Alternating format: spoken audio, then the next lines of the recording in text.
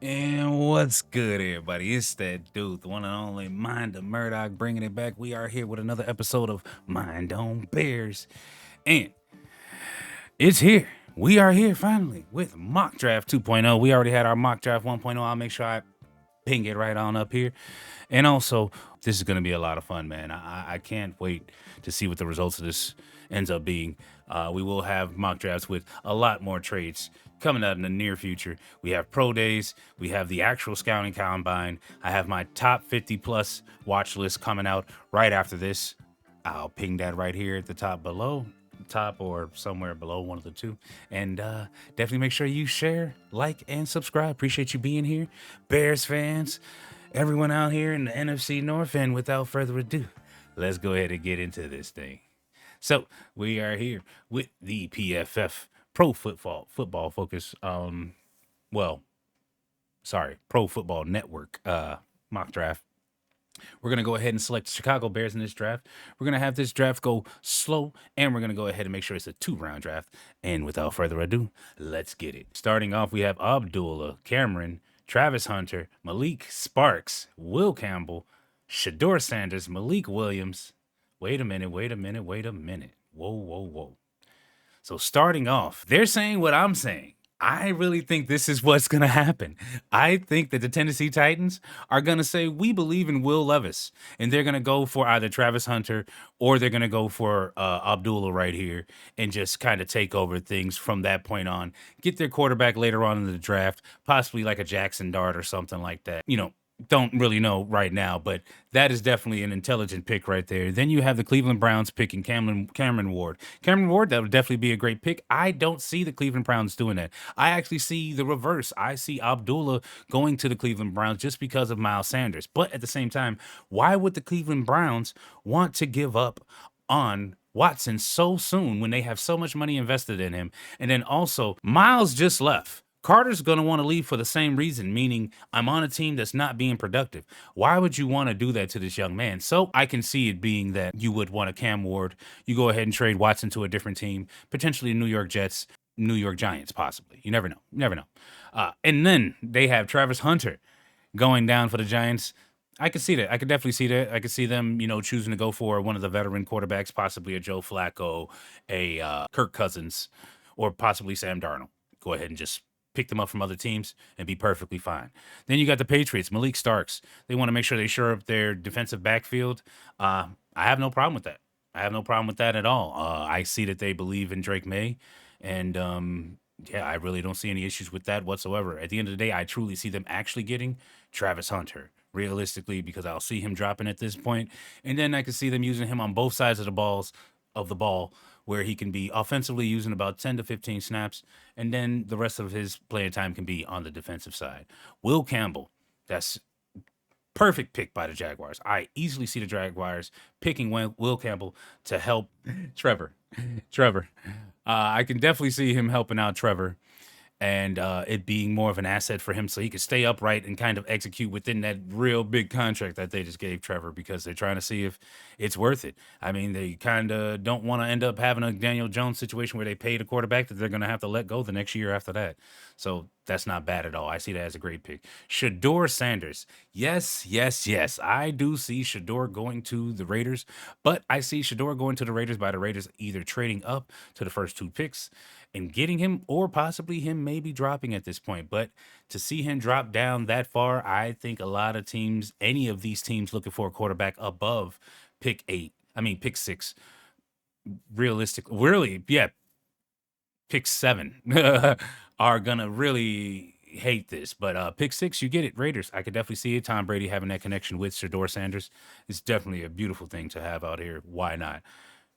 Hey, Malachi Williams, I see no reason to front with that. Great edge defender, no problem with that. I'm definitely looking forward to seeing how he does in his 40 time and during the scouting combine. Sit back, relax. If you're looking forward to seeing that, definitely make sure you like that button and let me know, scouting combine, down below, if you would like for me to review the scouting combine, because I'm going to do that, but I would definitely like to see how many of you out there would really like to see it, so I can know how far of a breakdown we're going to do for that, or if we just keep it at the surface. And moving on, we have Will Johnson, the best cornerback in this draft, aside from Travis Hunter, if he was choosing to be completely a cornerback. Will Johnson, hey, say less. I'm actually looking forward to seeing his 40 time and definitely looking forward to seeing him on the drills. I believe the cone drills. But either way, let's see what he does. Mason Graham, defensive tackle, big boy, Michigan boy. I mean, hey, can't go wrong with that, man. Best tackle right now, projected. But me personally, I would have to say Harmon is my defensive tackle that I would personally say is the best tackle right now, Derek Harmon. But you pick what you pick. You like what you like. And so then we're gonna catch ourselves moving along to the best team in the Midwest. Chicago Bears, man. Bear down, Chicago Bears. Bears fans, go ahead and move down in the draft because I see so much help out here on the offensive line. Not extremely top tier, but definitely some help within the first 20 picks that I don't see as long as the Bears don't leave out of maybe the first 24 picks, depending on how it goes. We'll easily get one of the elite offensive linemen for years to come. So, with that, I'm going to go ahead and make my choice to make this trade with the Atlanta Falcons. They pick James Pierce Jr., which is a great pick at edge. Great pick at edge. And then we also have, hey, Tyler Warren. This is a player right here, Tyler Warren, that I'm looking forward to seeing during the combine. I want to see his hands. I want to see his actual archetype. I want to see his build. I want to see his broad jump. I want to see all these things. I hope he's actually doing every single thing within the combine. I think that players like Rome Odunze really showed their worth when they were able to go out there and execute, and every single player in this draft this year, especially since they're not extremely top tier off the bat, like they're not looked at as top tier off the bat, guess what? You need to go ahead and do something. You need to go ahead and come out here to the combine and do it. So I can't wait for that. That's going to be great. Then we have Luther Burden. Right now, best wide receiver in the draft, right next to Terry McMillan. Me, myself, I would take McMillan based off his size itself. 'Cause that's a very interesting pick that they say Burden over McMillan. Yeah, I don't know about that. But Burden is definitely great. He's definitely great. During the combine, we will really know. Speed kills and overall talent definitely kills. We got to see how they do during their route running. Then we have Jalon Walker. Jalon Walker, one of the best linebackers out here. Him and Pierce are some of the best archetypes out here, I would have to say. Because Pierce, I've seen Pierce stand upright a couple times, kind of drop back, and he looked like a nasty linebacker to me. I was like, "Ooh, what is this?" But then I noticed, oh, he's an edge. He's an edge. But that's kind of what I was seeing when I was looking at Walker, just personally. Walker doesn't necessarily have the same size nor build of him, but he does have that presence. It's different. If you put both of their tapes next to each other, you're like, wow, it's some similarities, but it's definitely some clear differences. You could tell from the size, of course.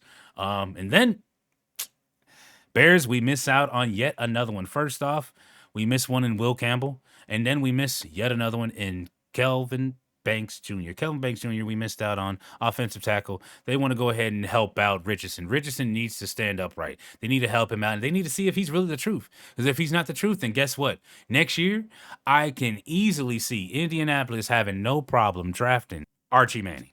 Why not? I think that's his name, Archie, right?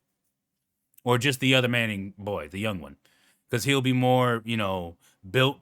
Quentin Ewers won't be there at Texas to kind of take over all the reps, so he'll be able to make the game more for him and then go from there. Now, realistically, you should see some things in him beforehand, and it's really the name that we're going off of when it comes down to the Mannings. But overall, hey, if I was Indiana, I wouldn't mind taking a shot at it. And one talent that I've seen this whole time is still available on one of my earlier posts on Twitter and on one of my earlier broadcasts of showing my previous drafts. I picked this player to be a dominant force at guard and potentially at tackle, but big time at guard, Booker, Tyler Booker. Go ahead and go back up real quick and check it out. So with our pick of Booker, we had Booker. Booker was great. I'm happy to have that pick once again. We're within the second round. You can see that other teams actually sat here and grabbed up other players a little bit more dynamic at this point. Teams were, grabbing other players. We finally seen Genty get off the board. We have all their offensive tackles, and we have finally going off the board. Finally. And I'm very surprised, but at the same time, I'm very happy to see because after their first pick in Sparks, they made sure to give Drake May some help with Tyrion Mitchell. So that I mean McMillan. So that's definitely a great pick for them. I see that they've made sure to make the best out of their trade. Good pick, very great pick. Then you have the Bengals moving on to get Harmon. Harmon, beautiful, beautiful pick by the Bengals. The Bengals need something. They need to start finishing, you know, because at this point, they're looking like the Steelers, a team that's just used to going and being above 500, getting in, and then leaving right back out. You know, that gets a little stagnant and irritating after a while. Wouldn't you have rather liked your teams to somewhat be like the Bears, where you're not having good times at all? So you're clearly not making it. And then when you're making it, you're always making it, meaning you have a good 3 to 4 or 5 years where you're always making it to the playoffs, right? And then you go to the Super Bowl, and then you make it or not, and then you fall off. That's literally how it's supposed to be. The Bears in 2006 and the Bears in 2016. Two separate occasions, both could have went to the Super Bowl. Both had very tragic endings, right? We have double doink situations, and we have Jay Cutler situations, and we have, Rex Grossman situations.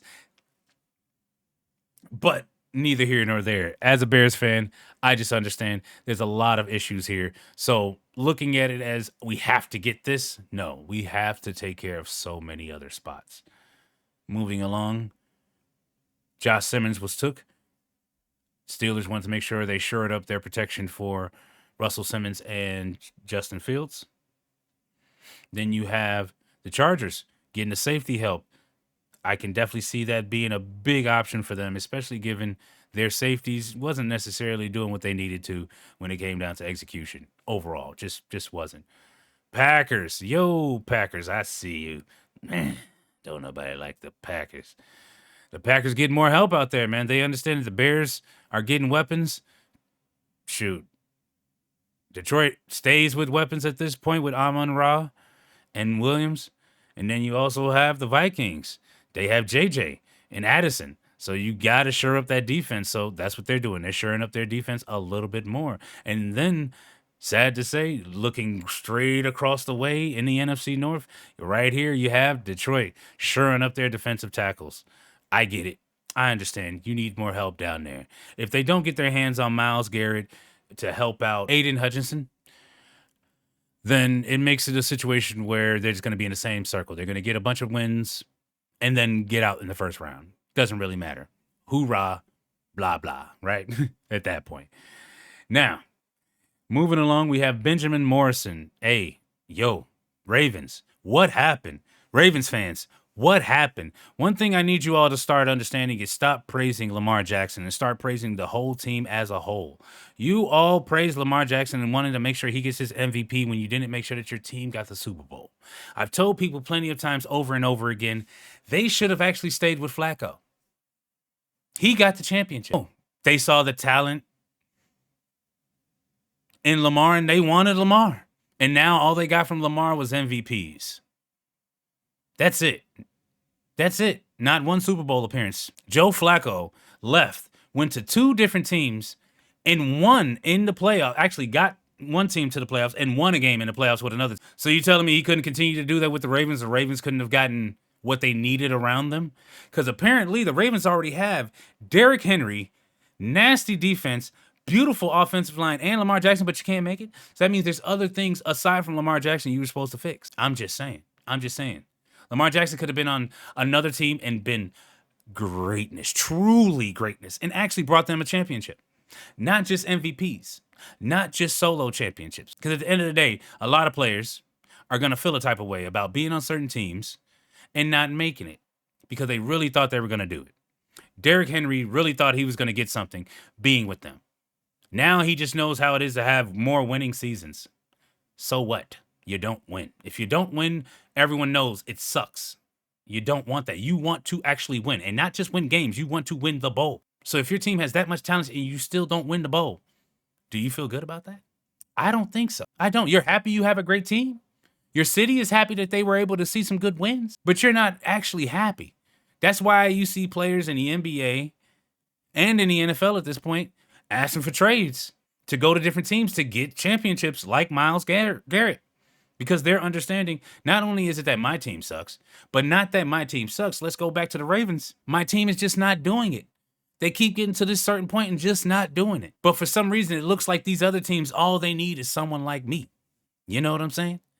Because easily it looks like, just saying, Myles Garrett could have went to Washington and helped them out. Myles Garrett could have went to Detroit and helped them out. He could have went to other places.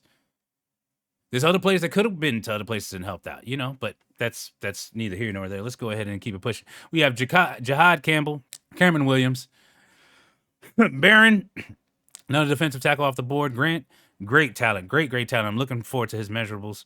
Watts, Irsay, Milroe, M'Bow, Green, Mike Green, a standout at the Senior Bowl. I'm definitely looking forward to seeing what he does during the scouting combine. Once again, his measurables weren't bad at all from what they have. I would say he's on the scale of a Dexter on the Bears team, Javon Dexter, but he's pretty mean with it. He's pretty mean with it. So I'm interested to see what Mike Green actually does on the team. I mean, Dex is more of a defensive tackle, but Green's the edge. But body type, archetype wise, how they actually move, how they penetrate the pocket, all day I see Dex in him. Like how we saw the peak of Dex. I instantly see that in him, which is kind of sad on Dex's end.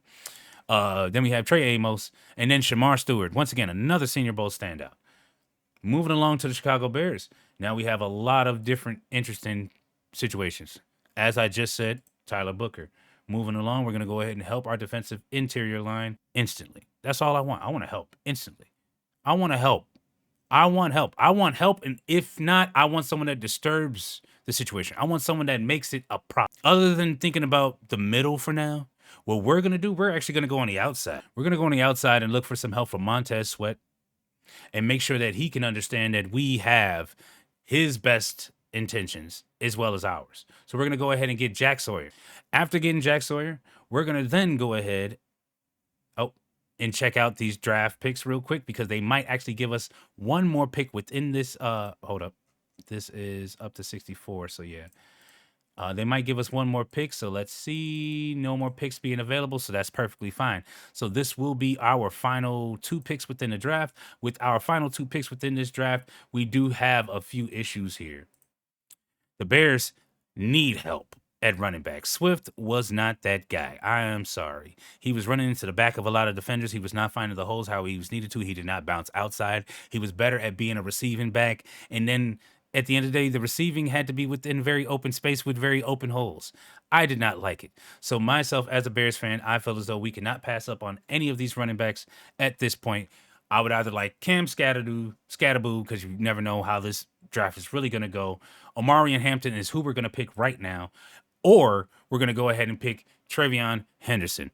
One of them we're going to pick. Junkins might even be a pick, but he's a bit small. I'm looking for a bigger body back. If not, if we're going for the smaller body, that's where we go for the Cam situation.